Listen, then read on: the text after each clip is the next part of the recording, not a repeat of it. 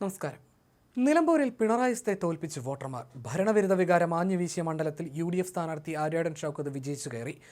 11,077 വോട്ടുകൾക്കാണ് ഇടത് സ്ഥാനാർത്ഥി M സ്വരാജിനെ ഷൗക്കത്ത് പരാജയപ്പെടുത്തിയത്.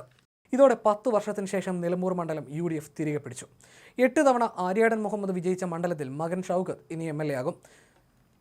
PV അൻവറിന്റെ പിന്തുണയില്ലാതെ ആര്യാടൻ ഷൗക്കത്തിലൂടെ LDFന്റെ സിറ്റിംഗ് സീറ്റ് സ്വന്തമാക്കിയപ്പോൾ UDFന് ഇതിരട്ടി മധുരമാണ്. തുടക്കം മുതൽ ലീഡ് നേടിക്കൊണ്ടാണ് ആര്യാടൻ ഷൗക്കത്ത് വിജയിച്ചു കയറിയത്. ഒരു ഘട്ടത്തിൽ പോലും M സ്വരാജിന് ലീഡ് നില ഉയർത്താൻ കഴിഞ്ഞിട്ടില്ല. UDFന് വലിയ സ്വാധീനമുള്ള വഴിക്കടവ് പഞ്ചായത്തിൽ പ്രതീക്ഷിച്ച മുന്നേറ്റം ഉണ്ടായില്ലെങ്കിലും LDF കേന്ദ്രങ്ങളിലെല്ലാം ഇത്തവണ UDFന് വലിയ മുന്നേറ്റം ഉണ്ടാക്കാൻ സാധിച്ചു.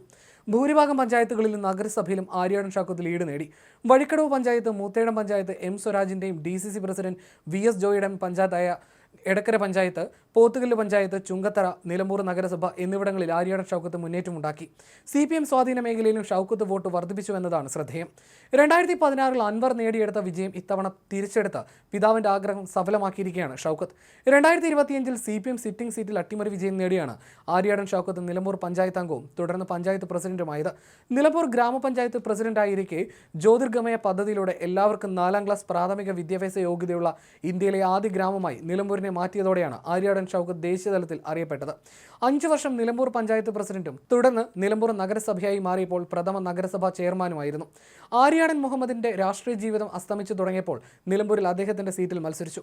കോൺഗ്രസിലും ലീഗിലും ഇത് ചൊല്ലി കലഹമുണ്ടായി. ആ അവസരം മുതലെടുത്ത് PV അൻവർ നിലമ്പൂരിൽ നോട്ടമിട്ടപ്പോൾ ഷൗക്കത്തിന് ആര്യാടന്റെ അതേ വഴി പിന്തുടരാം എന്ന സ്വപ്നം തൽക്കാലത്തേക്ക് കൈവിടേണ്ടി വന്നു. 2021 ഷൗക്കത്ത് സീറ്റ് മോഹിച്ചുവെങ്കിലും DCC പ്രസിഡന്റായിരുന്ന VV പ്രകാശനാണ് അന്ന് നറുക്കു വീണത്. പിന്നാലെ ഷൗക്കത്ത് DCC അധ്യക്ഷ പദവി ഏറ്റെടുത്തു. പിന്നീട് ആ പദവി കോൺഗ്രസ് നേതൃത്വം VS ജോയിക്ക് കൈമാറി. അൻവർ സ്ഥാനമൊഴിഞ്ഞതോടെ നിലമ്പൂരിലെ എതിരാളി ഇല്ലാതെയായി. ആര്യാടന്റെ മകൻ എന്ന വിലാസം കൂടി മുൻനിർത്തി ഷൗക്കത്തിൽ നിലമ്പൂരിൽ ജയം ഉറപ്പിച്ചു. 2026 UDF കൊടുങ്കാറ്റ് പോലെ തിരിച്ചു വരുമെന്ന് പ്രതിപക്ഷ നേതാവ് VD സതീശൻ പ്രതികരിച്ചു. നിലമ്പൂർ നിയമസഭാ ഉപതെരഞ്ഞെടുപ്പിൽ UDF സ്ഥാനാർത്ഥി ആര്യാടൻ ഷൗക്കത്തിന്റെ വിജയം ഉറപ്പിച്ചതിന് പിന്നാലെയാണ് സതീശന്റെ പ്രതികരണം. ചങ്ക് കൊടുത്തും മുന്നണി സ്നേഹിക്കുന്ന പ്രവർത്തകരും നേതാക്കളും ഉള്ളപ്പോൾ UDF ജനഹൃദയം കവരും. ഇത് UDF ആണ്, ഒറ്റ പാർട്ടിയെ പോലെ പ്രവർത്തിക്കുന്ന ഐക്യ ജനാധിപത്യ മുന്നണി എന്നും സതീശൻ പറഞ്ഞു.